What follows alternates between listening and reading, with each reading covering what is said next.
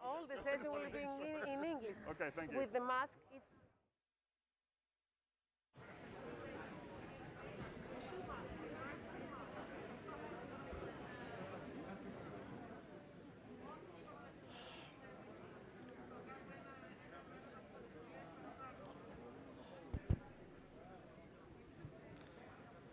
I think it's on.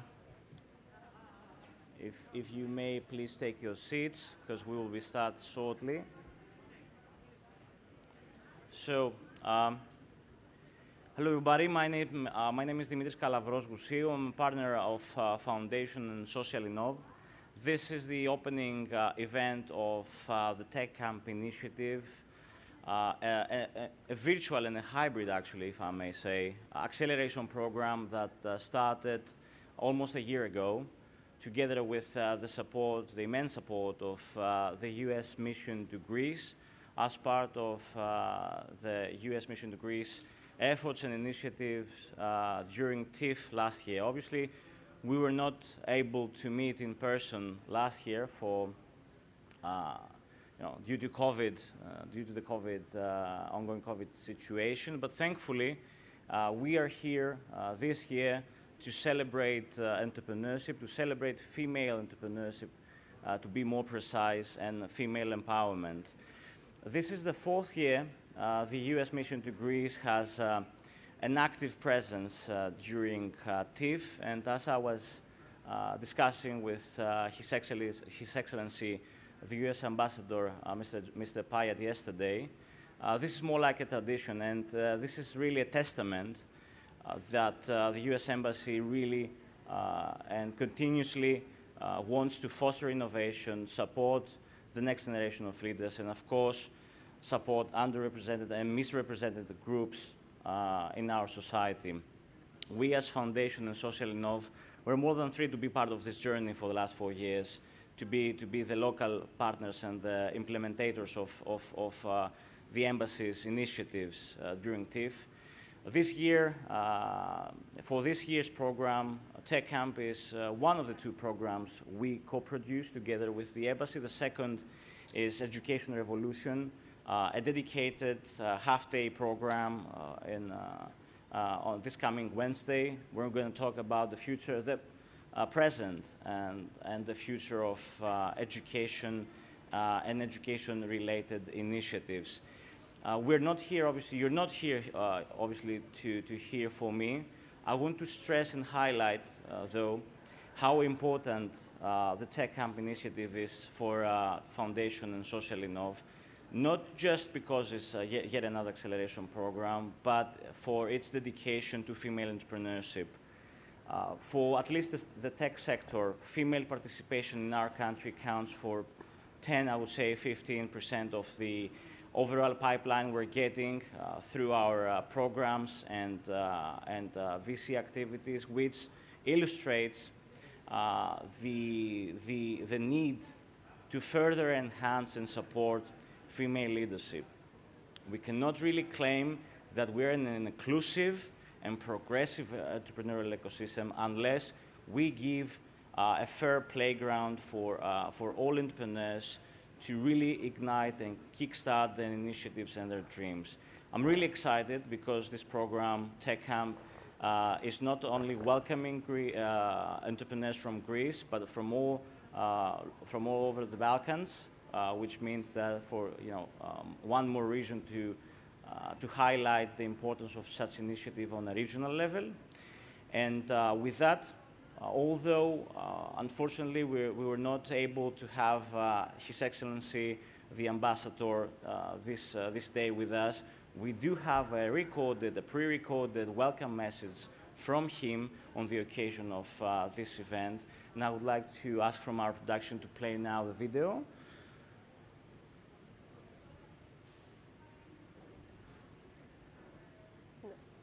Friends, Maybe I'm sorry I couldn't be with you in person today, but I want to welcome all of you to the launch of our TechCamp Thessaloniki, Empowering Women Entrepreneurs. I also want to thank Minister Perakakis and the Ministry of Digital Governance for hosting this event in the Digital Greece Pavilion, part of our ongoing cooperation to support Greece's entrepreneurial ecosystem and build closer partnerships between American and Greek technology companies. I also want to thank Dimitris, Stella, Yanis, and the rest of the Social Innov team for their flexibility and resilience following the cancellation of TechCamp 2020 due to the pandemic. Social Innov and Found.ation are long-standing embassy partners, and I appreciate how quickly they were able to shift gears to offer a series of virtual workshops to participants from the 2020 program. And I'm also glad to see so many female entrepreneurs have returned to participate in person this year. We've reached a moment at which Greek and U.S. interests are more closely aligned than ever before. Leading U.S. technology companies like Cisco, Microsoft, Google, Amazon Web Services, and Apple have helped Greece to accelerate its digital transformation during the pandemic. These companies have made major commitments to expand their footprint in Greece, positioning themselves to take advantage of the Balkan market and transform Greece into the digital hub of Southeast Europe. We're delighted to have senior executives from some of these companies joining our program today. We're also very excited that Amazon Web Services is joining our TechCamp and TIFF for programming this year. For this reason, I'm so proud to welcome female entrepreneurs from Greece and the Balkans and the wider region to this year's TechCamp.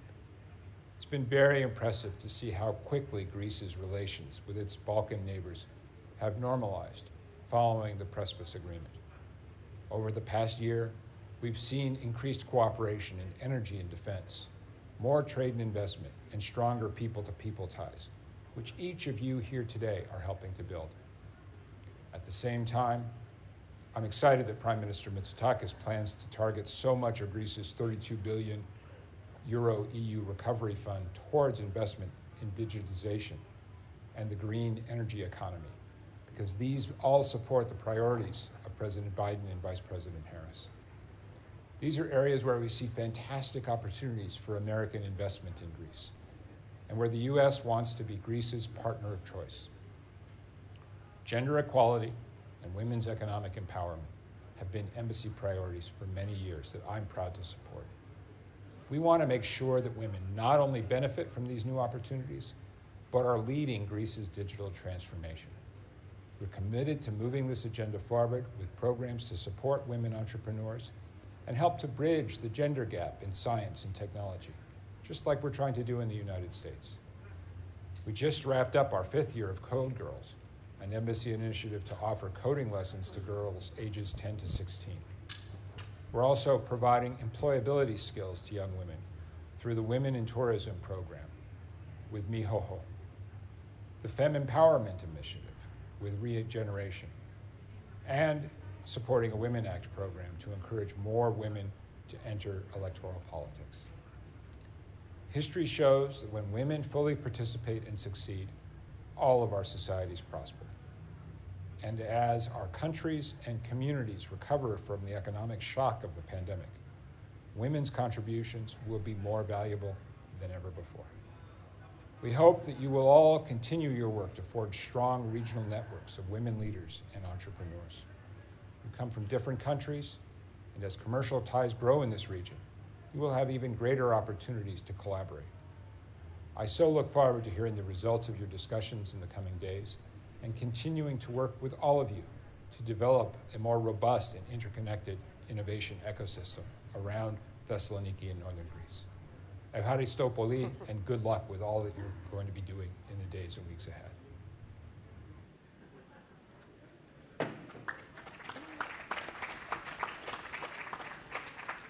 So thank you to the ambassador, and thank you to the U.S. Embassy. As you heard from him, TechCamp initiative is part of a wider umbrella of initiatives supported by the U.S. Embassy, focusing on female leadership, female empowerment, and entrepreneurship. For today's program, we have set up a series of quite interesting panels, I would argue, around very, very timely subject matters and issues that are part of the everyday agenda and dialogue. The first panel will be on the challenges and opportunities of the digital transformation era. We have all witnessed the acceleration in our everyday lives due to the COVID wave during the last 18 months.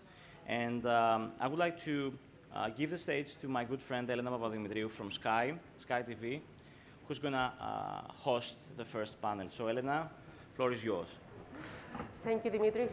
It's my turn to welcome you all to Thessaloniki and to our discussion. I'm very happy and I feel really honored to be part of this discussion. It is always a pleasure to work with Dimitris and Stella and the Foundation team. The challenges and the opportunities of digital transformation, which is a long-term challenge for the global economy, including the integration of digital technologies into all areas of business and the technological influence on society.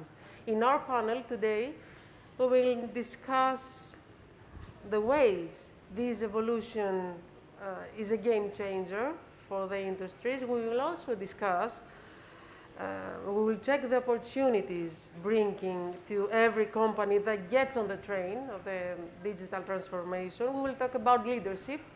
And last but not least, we will explore, and I hope we'll find ways to include more women into business world as they have been hit by the pandemic as always.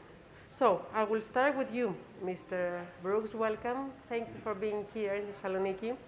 Amazon Web Services is encouraging space-related research and taking into account the cooperation with the Greek government.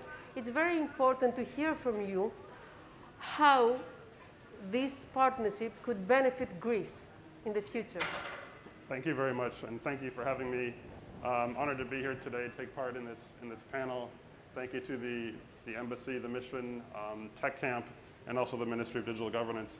First, just a quick word on this topic, which is actually very near and dear to my heart. As a father of a daughter who's studying engineering next year in university, empowering women is something that I've also been personally trying to encourage both my daughters for the last, when they've expressed an interest in engineering.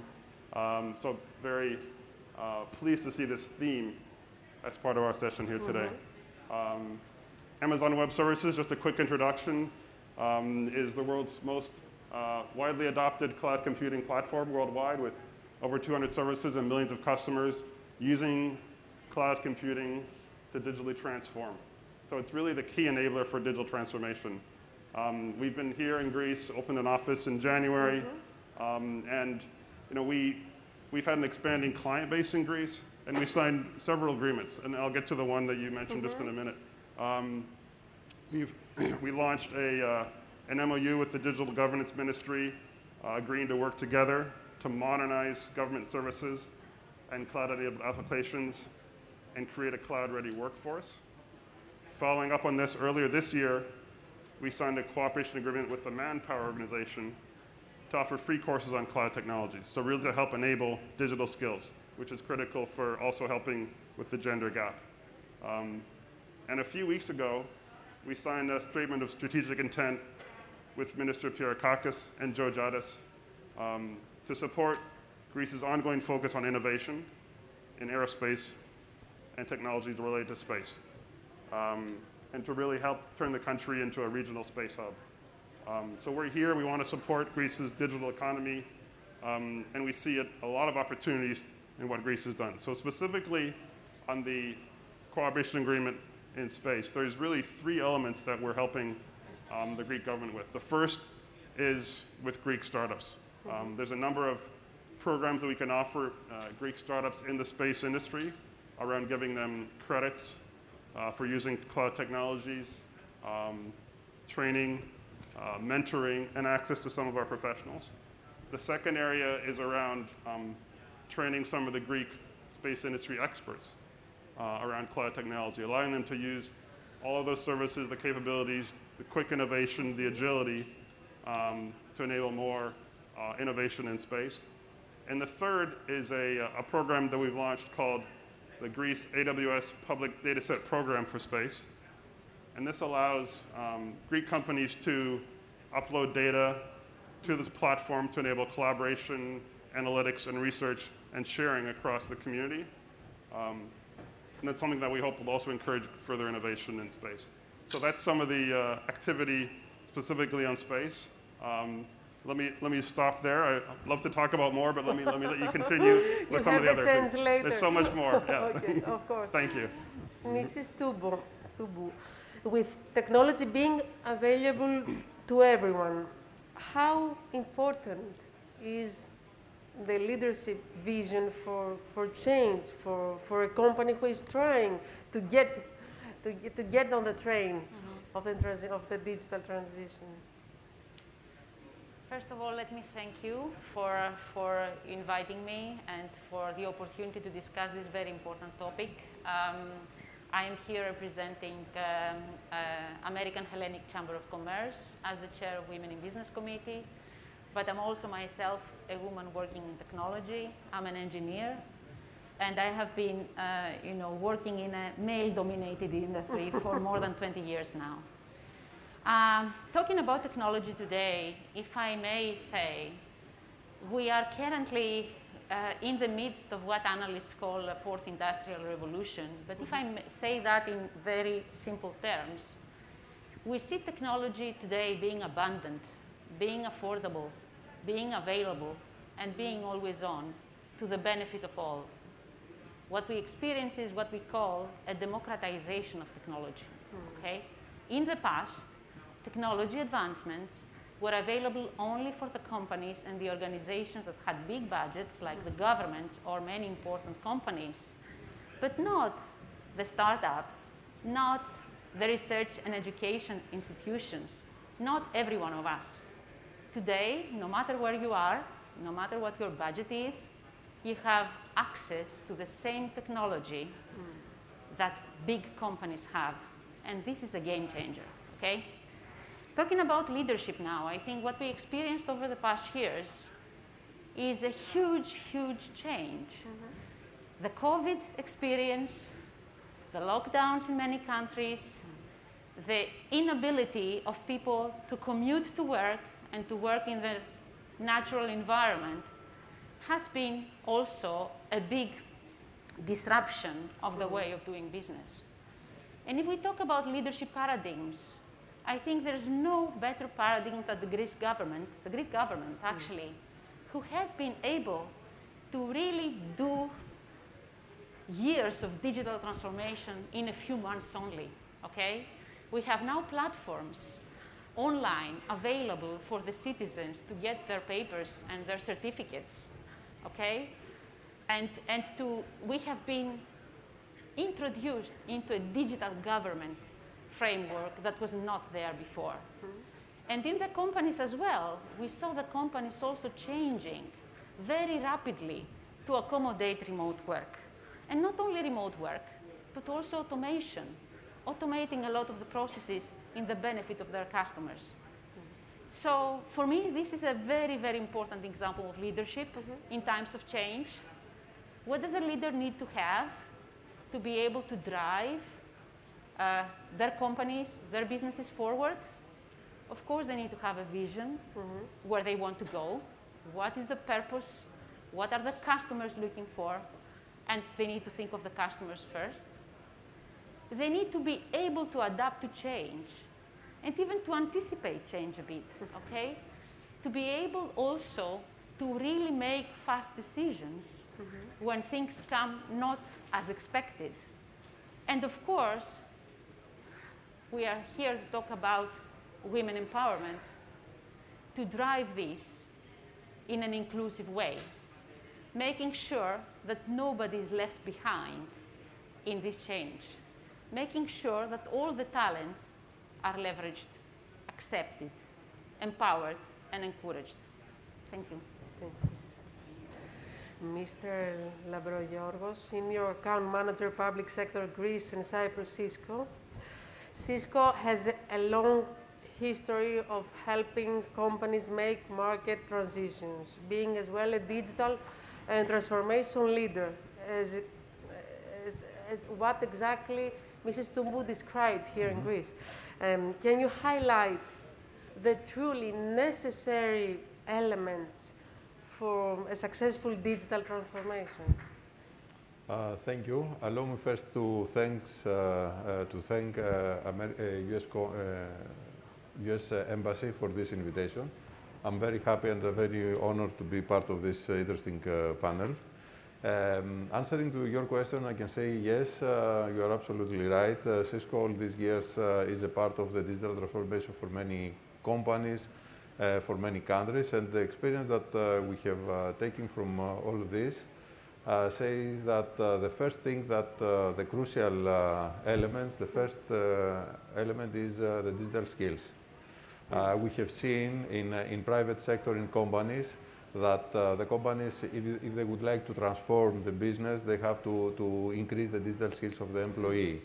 Basic digital skills or advanced digital skills, and sometimes reskilling, change the level of the skilling of the people.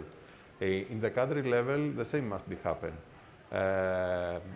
If we would like to have digital transformation or to adopt the digital transformation that the previous people said that has happened in Greece, we have to increase the skills, the digital skills level of the people. And we're very happy hearing the Greek government to invest a lot of effort and money to this direction. The second crucial element is the use of innovation. We have seen in companies that they have to use the technology. They have to use the innovative technology in their day-to-day business, or even sometimes to create innovative solutions or products that could be used in the company or in the market. In the country level, we have seen some countries that have invested in the research, in the education, the startups, in the innovation, to have huge economic growth. The example of Israel, where they have invested a lot of innovation. The third element that I could share is the digital leadership and the clear strategy.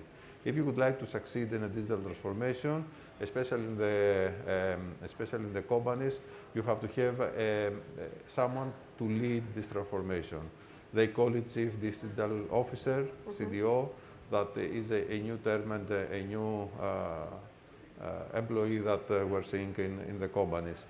At the country level, they have to have a clear strategy, digital strategy, and we're very happy that we're here in the ministry that represents this digital strategy for Greece. And as Mrs. Stu said, we have seen in 8 months, in 12 months, actions that took 20 years to be happen. So, Mr. Brooks, what is your view on the progress described at our country? Yeah, so thank you for the question. We've been dealing with, working with customers and governments around the world, and what I see often is it has to start with leadership and with the vision that is set. And I think the leadership here by the Prime Minister Mitsotakis and Minister Pierakakis, Minister Georgiadis, setting that vision of digital transformation, but then quickly following it with an execution agenda. So one example is the Digital Transformation Bible that was recently published with examples of projects that can be done, that can be transformed. And let me just give you 2 examples of projects we've worked on with the Greek government. The first is many of us actually had to fill out the passenger locator form when we traveled here to Greece. In July last year, as Greece was about to welcome tourists, it needed a mechanism to collect data about incoming passengers in order to perform targeted COVID-19 tests and trace cases. So the PLF was introduced, a platform fully online, fully on the cloud, and it was built in just 6 days. So that kind of quick transformation innovation is possible. With all the relevant security and data privacy frameworks to enable a secure experience. And it's been shielded from cyber attacks, and it's been up and running smoothly for over a year. Second example is related to the vaccination rollout platform. Built with PwC, runs entirely on AWS, and has been running with 0 downtime since January when it was first established. For the first time, the state had to go to people who wanted job appointments, send them an SMS when they were eligible for a job, sent reminders, issued vaccination certificates as soon as they were done. So this platform has allowed a service level that has really taken Greeks by surprise. And it's also been a case study that I've used when going to other countries. So now Greece is not only taking a leadership role here in the Balkans, but also around the world. These examples are ones that are truly unique in leadership and things that Greeks should be proud of. Mm-hmm. But Mrs. Toubou, we have seen that the pandemic was something like an accelerator to this digital transformation. Can we find a new acceleration, more healthy, I would suggest?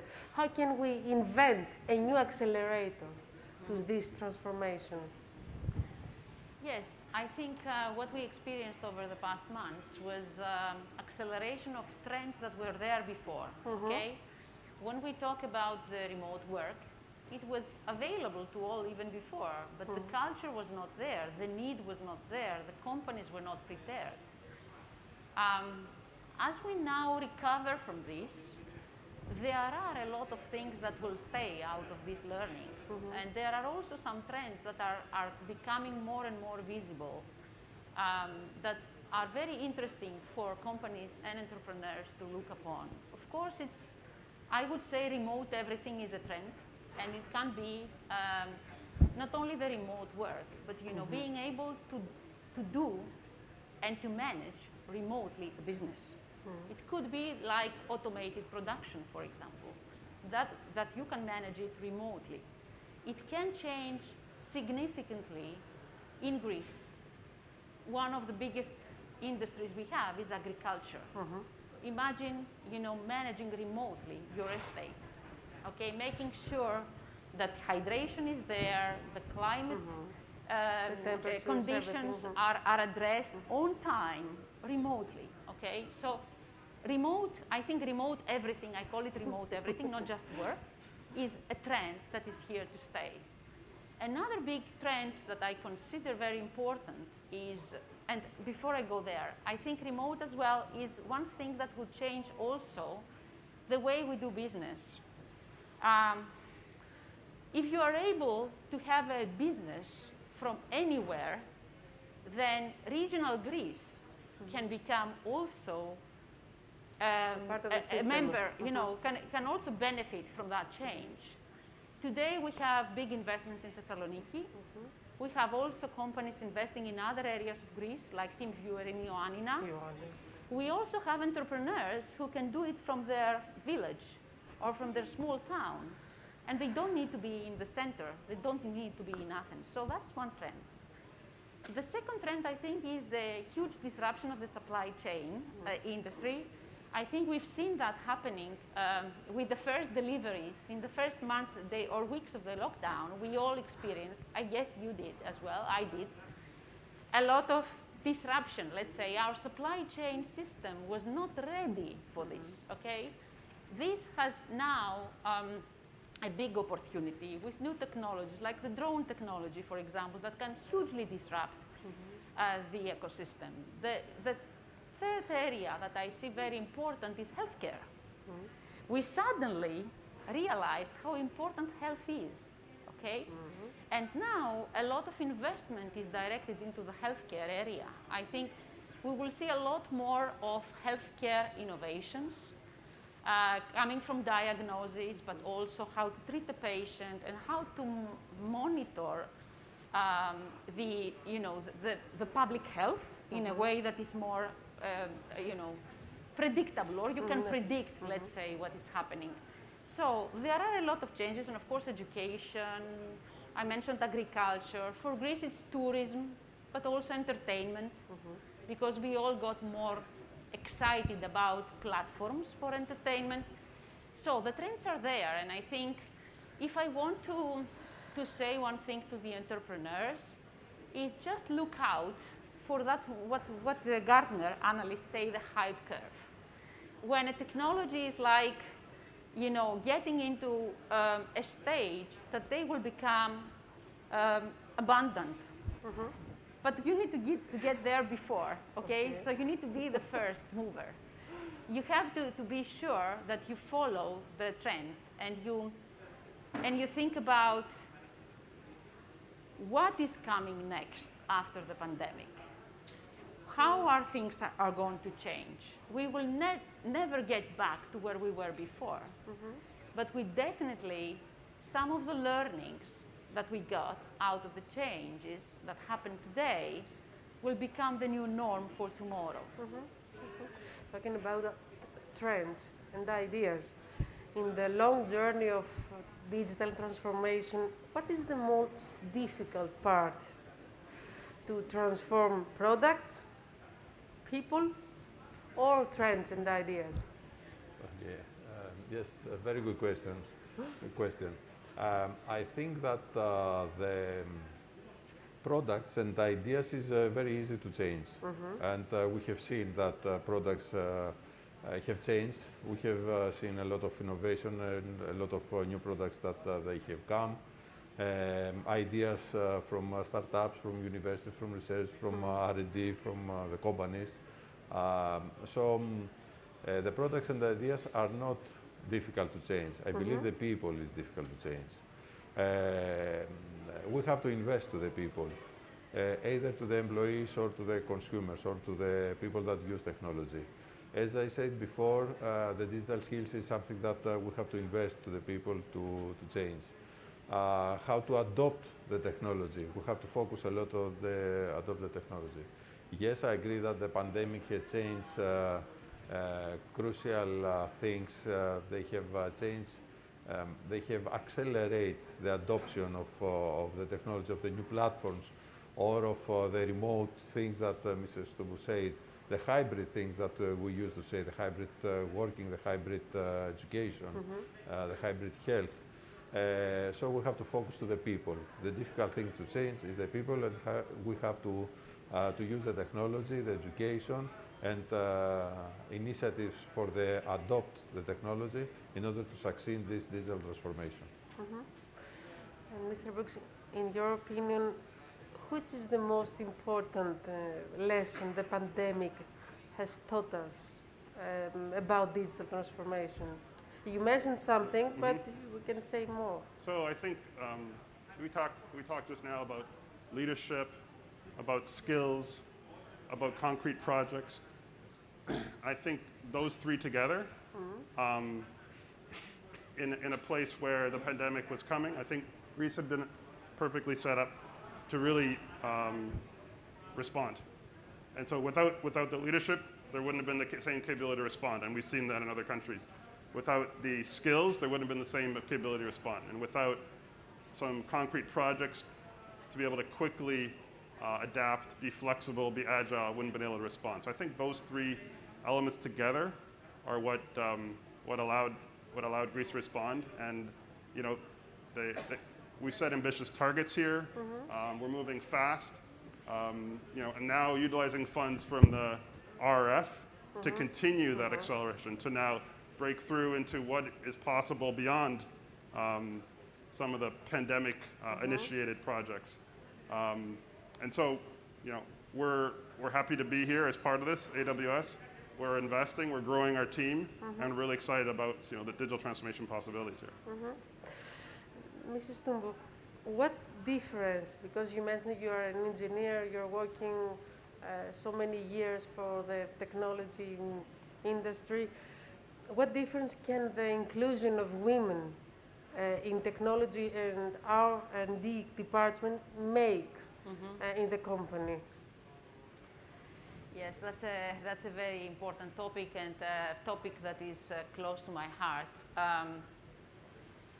One thing that I think we learned out of previous recessions, not only the recent crisis, but if we look at back at 2008, the companies who sustained the crisis and they were able to grow afterwards were the ones that did not stop investing in R&D, and they did not stop investing in innovation.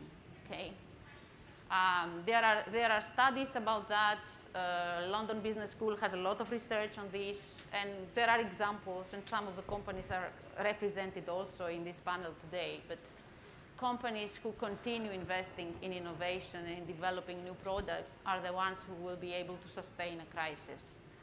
But you cannot have innovation without having diversity in the people. who you expect to innovate, okay? You cannot have innovation without having a team that comprises of different talents, that brings different skills, that brings different backgrounds and experiences on the table. If we look at, there are research that shows that, if you have more diversity in the team, then the companies that have more diversity in the team, they have better outcomes. They are more profitable. They have better mix of their innovation products revenue versus the total company revenue. Boston Consulting Group, McKinsey, they all have different studies where they show that diversity in a team or better diversity in a team means equals better performance on innovation on those companies to the extent of 30, 35, 40% more revenues, better profitability for those companies. If we look at the tech ecosystem, today in Greece we have 17% of females participation in the tech industry, which is lower than the EU average, which is at 18%. So it's not that high, but still we are lower than the average. And if I look at the tech ecosystem, European data show that out of $100 invested in tech startups, female-owned startups get less than $2. And there are like $8 that go to mixed teams, meaning that 90 out of the $20 are going to male-founded startups. So, and I expect the situation in Greece is the same. So I think there's a lot we can do here to change this.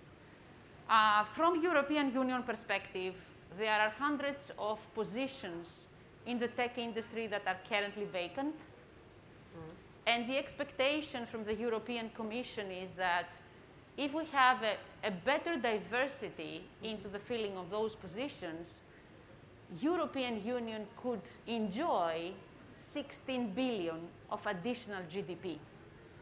So when we talk about diversity, equity, and inclusion in the tech industry, we don't talk about only the human issue of offering equal opportunities to all. There's also a business case behind it.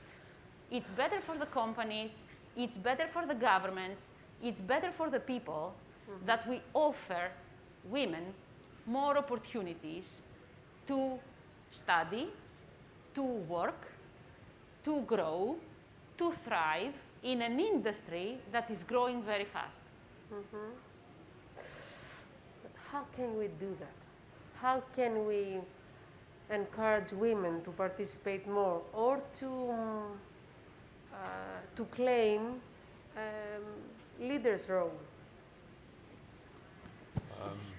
I think that we have to follow what is happening outside of Greece.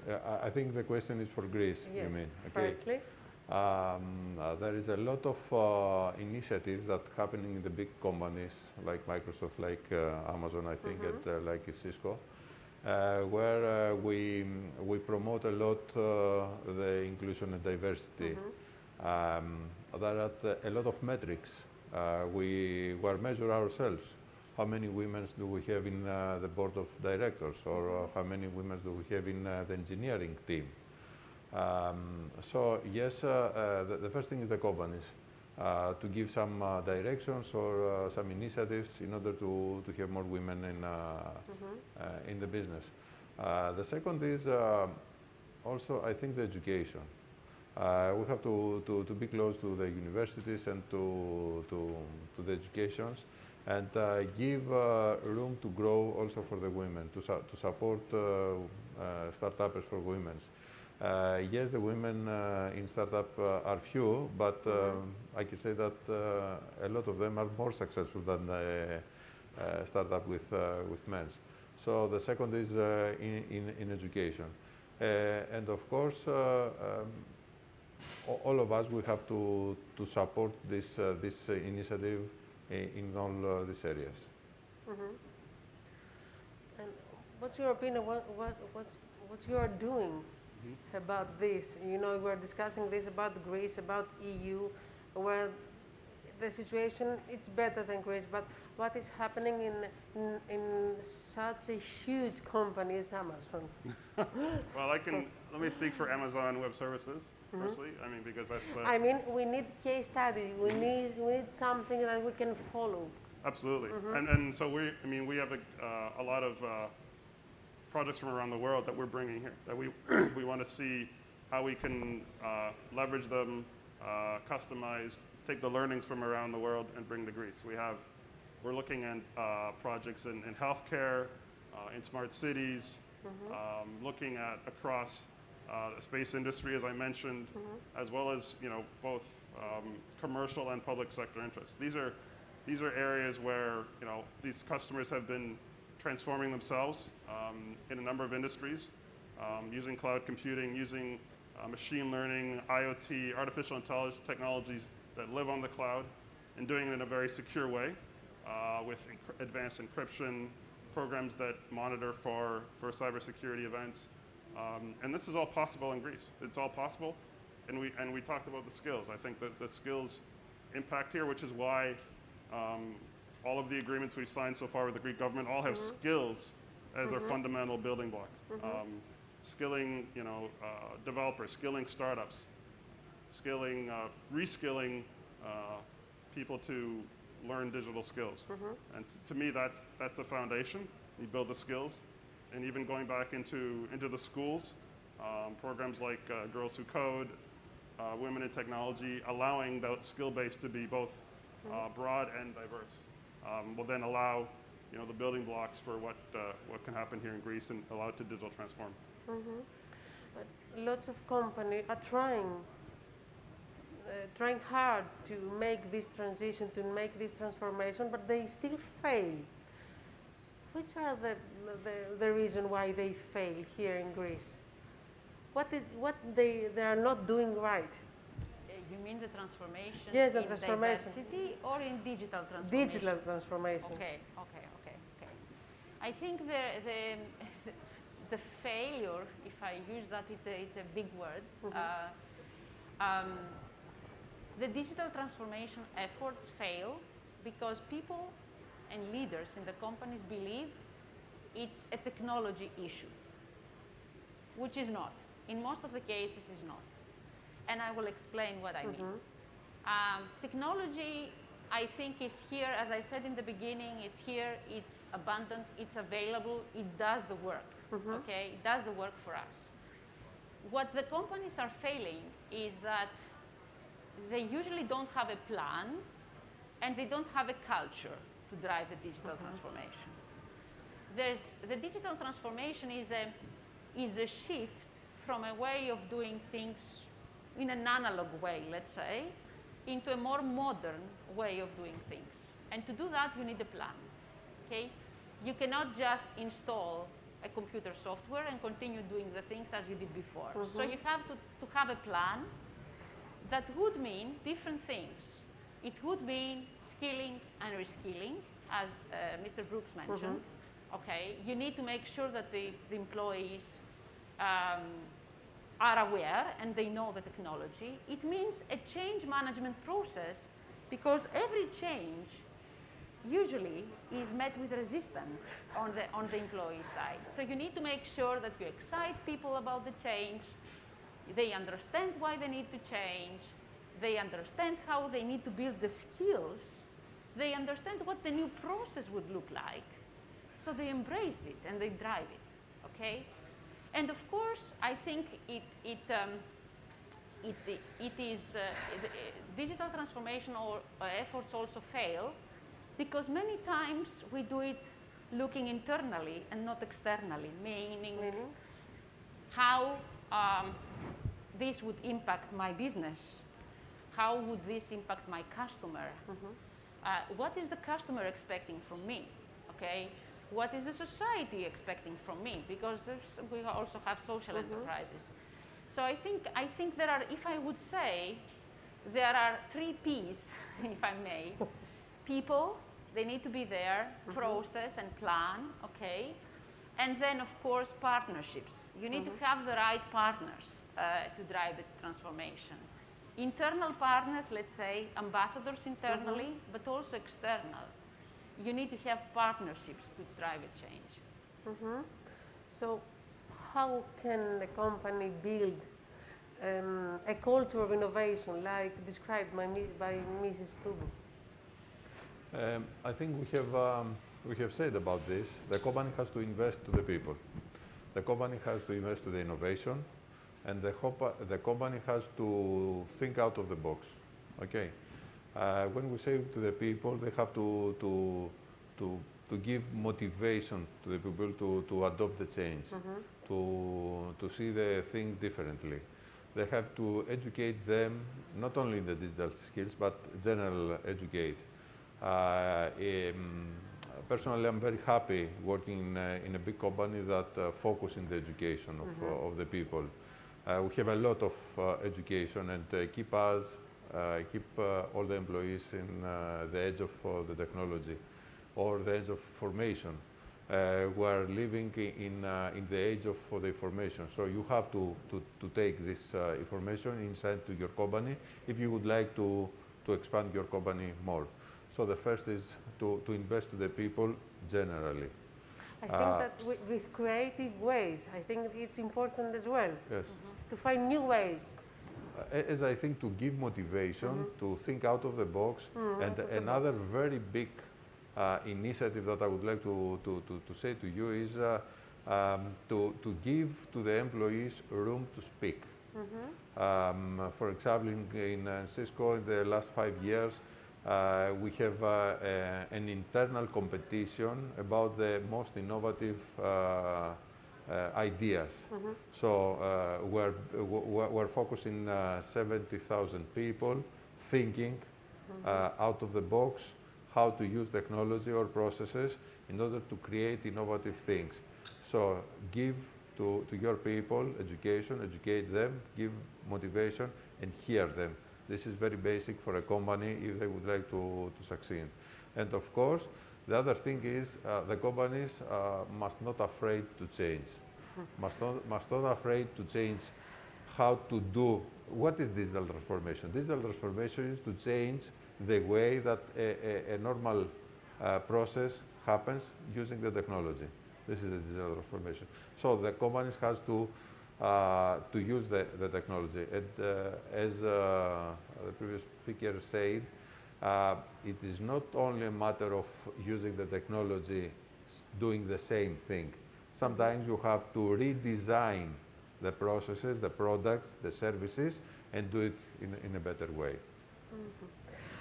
According to your experience, what is the most fundamental change a company need to accept during their process of the digital transformation?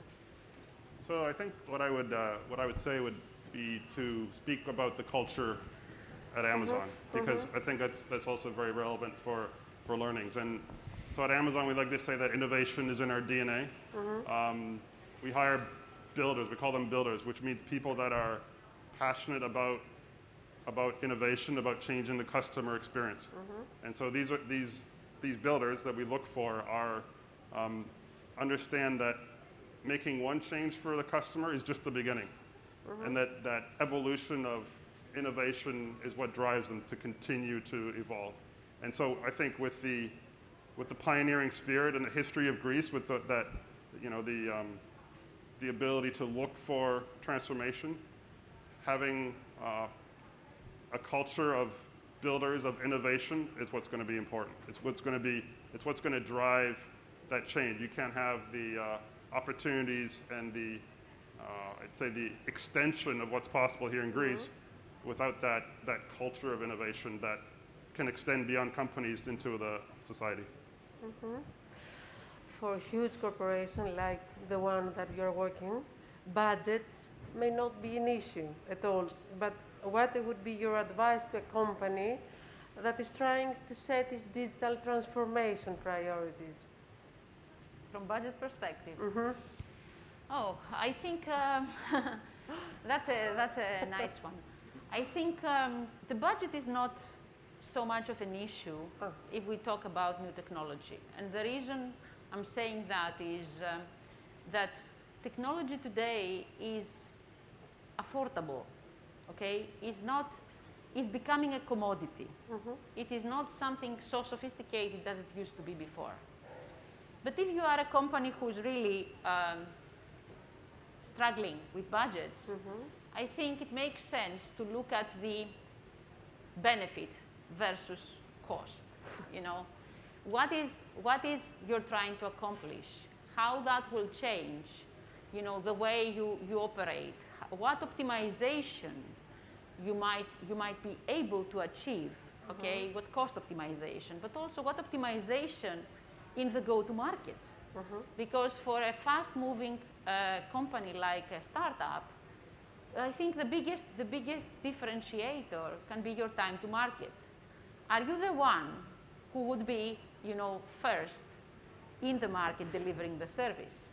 So I think that also is something that you cannot measure in terms of euros or dollars, but it's something that could be vital to survival.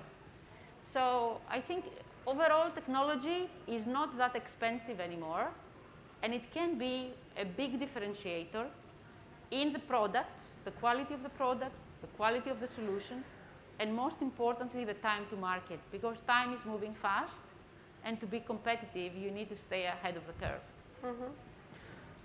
Pandemic, the day after, what can we expect now? How far can we go now? In terms of digital transformation, I mean. What we expect is what we have to do. Okay. What will happen is what we will plan now, and what will we think, all of us, now. What I mean that we have seen in the last 12 months a huge accelerator in everything. Okay. In the decisions that must be made very quick, in the design that must be finished before the end of the deadlines. In the use of the technology in the day-to-day processes. Life. We can do education with technology. We can do healthcare, remote healthcare with technology. So we have to keep this momentum. Okay, to decide, to believe that we have to decide quick, to use the technology, to accelerate the things, and not predict the future, build the future. This is something that we have as a motto in our company. We don't want to predict. If you are focused on innovation, you cannot predict the future, you have to build the future. And this must be the motto of this, yes, this period. And one last question to each of you. What are the key pillars of the digital transformation strategy according to your company's vision?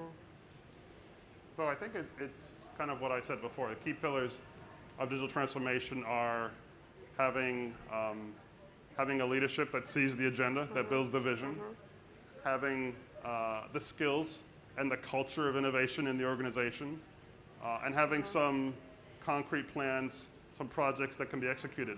And I don't mean setting, you know, wild goals that are difficult to accomplish. I mean, you know, things that can be executed on a monthly, quarterly basis. Quick wins. Quick wins to see the opportunity, to see the progress.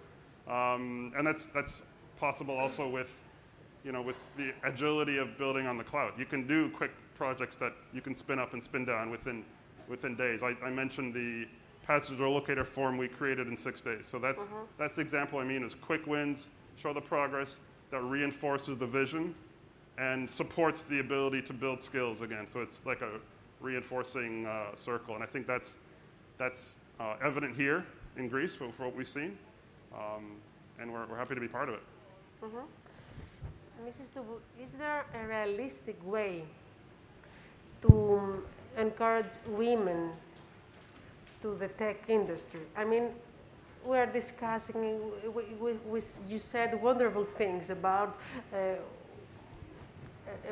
how can women help the industry, but I feel that there is a gap between theory and reality. So we need more simple and realistic ways to do that.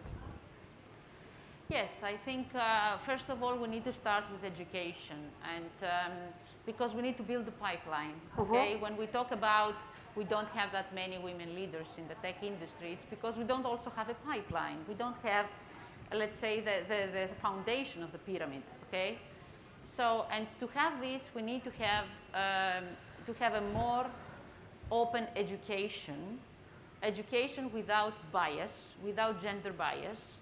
Because what has been measured is that although girls in the very early school years, they might get excited about maths and science, when they get into teenage and they decide to study, they make another decision because of the overall gender bias that is in society, that, you know, math and physics is a boys' subject, okay? So we need an education that would encourage the girls to really try science as a field. And for the girls who want to do that, they will not be having obstacles, let's say, okay? So, and I think, you know, initiatives like Girls Who Code, DigiGirls, and all these things, and many of our companies are doing such initiatives, are in the right direction because they excite the student girls about the new technologies. We also need to make sure that when women who study in the engineering fields, they also get to work in the tech sector, because what happens is that we have a lot of women who study and then they leave the sector because they believe they will not be able to combine a career in this fast-moving industry with their family. And to that extent, actually European Union estimates that dropout to 9% every year, which is a big, big number. So we need to have, on the company side, a more inclusive way of hiring and an inclusive way of empowering the women to be there and to support their, you know, career, but also their family. I believe in Greece, we also need to educate the families. I am a big advocate of this. I believe the Greek families are not so supportive of women, you know, driving their own careers. We need to do more, to have more open, let's say, and better sharing of housework and family responsibilities with our partners. And one of the findings about the pandemic is that this actually has been worsened with staying at home. We were forced to get back into our traditional role. Women in Business has done, committee has done a research on that, and it shows that within the pandemic, the women tended to get back into their traditional role at home, which is unfortunate, I think I have to say. But in any case, we need to build a family culture that would support women into their own careers. If the non-paid, let's say, work at home is better shared with our partners. And then I think we need to also create the role models. We need the women that could be highlighted as role models of having a career and also having a family and being able to support both roles, because we all have different identities, okay? Being a professional is one identity, but you can also be a mother, you can also be a partner, you can also be different things in life. So having the role models and also programs to mentor, encourage, support women is something that definitely will help to get also more women supported, but also to get the next leaders of tomorrow, because we need more women leaders, because this is a vicious cycle. If you have more women leaders, then you get more girls to follow the STEM and to enter the field, etc., etc. So I think practical things, education, support during work, and role modeling and coaching, mentoring programs. I think that you agree, but I still need more specific ways that companies can help this vision that Mrs. Tubu has described. I think Mrs. Tubu said, I will repeat, and also what Mr. Brook said, the companies has to hire more women in our tech, because in some other areas, the women are more than the men. But I mean now for the digital companies, the women in ICT. And what we have seen is that the women in ICT now is around 30%, I think, from the total employee in United States and in Europe. The first is this initiative. The second is to promote more women in the leadership, because, as we said, if you see examples of women in the leadership, a lot of other women will follow and will try to do the same thing. The companies also has to, I think the hybrid working could be a solution if you would like to play this role playing that we have heard. The hybrid working means that you can stay at home and work as you are in the office, and you can do, if you are a mother, or if you have to do something in your free time or to win time. So to expand the use of the hybrid working, especially to cover some difficult periods of the employee's time. I want to thank you. I would like to thank all of you for participating in this discussion. Thank you very much. Thank you. We thank you.